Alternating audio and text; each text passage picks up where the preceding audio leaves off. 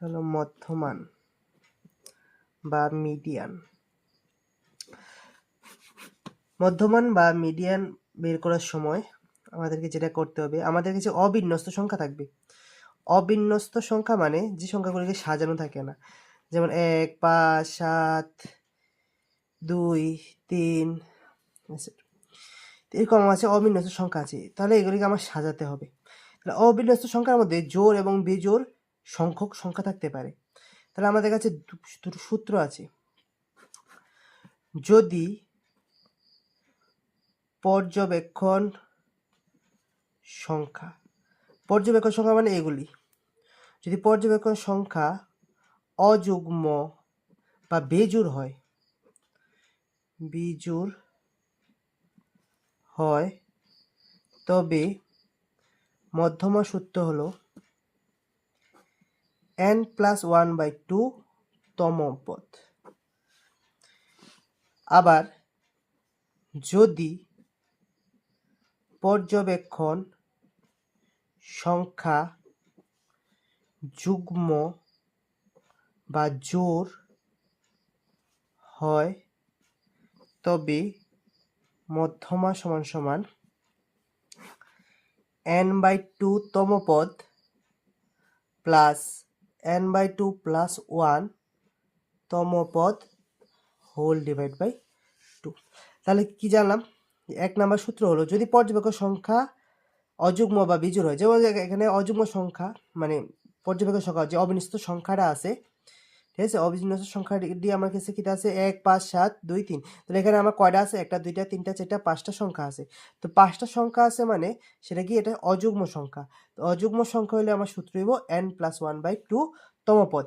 আর যদি এখানে 6টা সংখ্যা থাকতো বা একটা সংখ্যা ওমিট হয়ে যেত, 4টে সংখ্যা থাকতো, তাহলে আমরা এই সূত্রটা ব্যবহার করতাম। তাহলে আমরা এখন একটা উদাহরণের মধ্যে আসি। 1 নাম্বার এক্সাম্পল,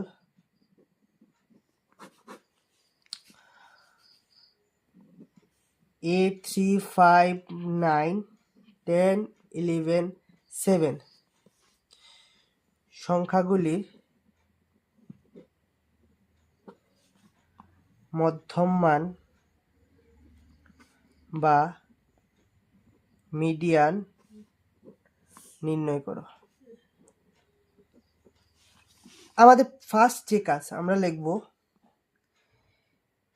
রাশিগুলিকে বা পর্যবেক্ষণগুলিকে, যেটা ভালো লাগে লিখবে, রাশিগুলিকে মানের ঊর্ধ্বক্রমে সাজিয়ে পাই। ঊর্ধ্বক্রম মানে ছোট থেকে বড়।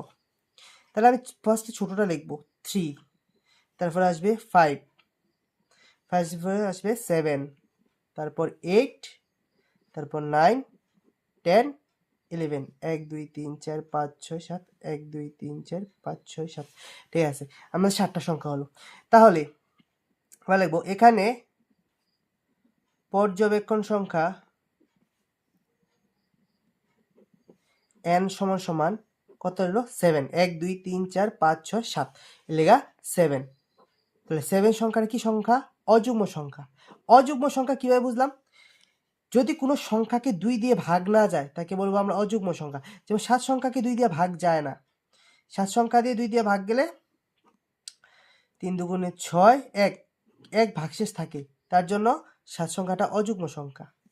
আচ্ছা, তাহলে এবার মধ্যমান কি হবে? এখন মধ্যমান সমান সূত্র কি আমার? যদি অযুগ্ম হয় আমার সূত্র কি? আমার সূত্র হলো n+1/2 তম পদ। যদি অযুগ্ম হয় n+1/2 তম পদ। তাহলে আমার 7 অযুগ্ম এলো, তাহলে n+1/2 তম পদ। n এর মান কত আমার? 7। 7 + 1/2 তম পদ। 7 এর 1 কত হলো? 8। 8/2 তম পদ। 2 দিয়ে 8 দাও, 4তম পদ। 4তম পদ। এবার 4তম পদটা করে নাও। 1, 2, 3, 4। 4তম পদ কোনটা? 8। সুতরাং নির্ণয় মধ্যমান সমান 8। বুঝলাম তো? 8 কিভাবে আসলো? 4তম পদ। তাহলে আমি এখানে গুনবো 1, 2, 3, 4। 4তম পদ কত? 8, তাহলে মধ্যমান হবে 8। নেক্সট আমরা আরেকটা অঙ্কের দিকে আসি।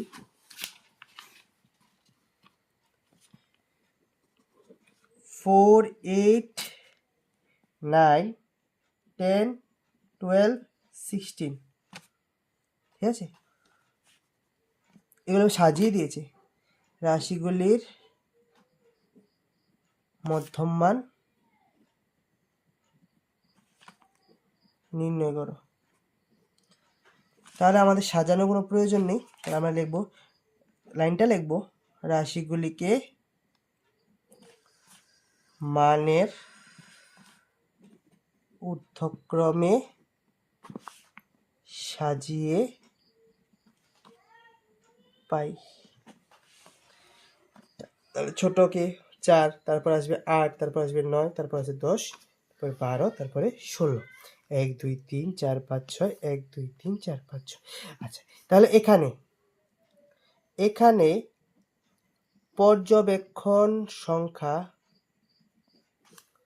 n সমান সমান কি দাঁড়ালো, কয়টা, 6টা।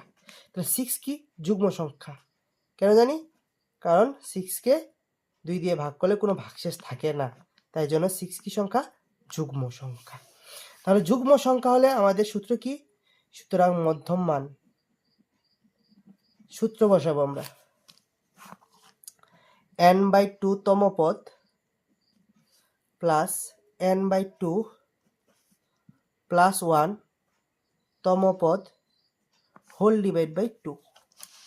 তাহলে n কত ছিল আমার, 2, 6, তাহলে 6/2 তম পদ প্লাস 6/2 প্লাস 1 তম পদ হোল ডিভাইড বাই 2।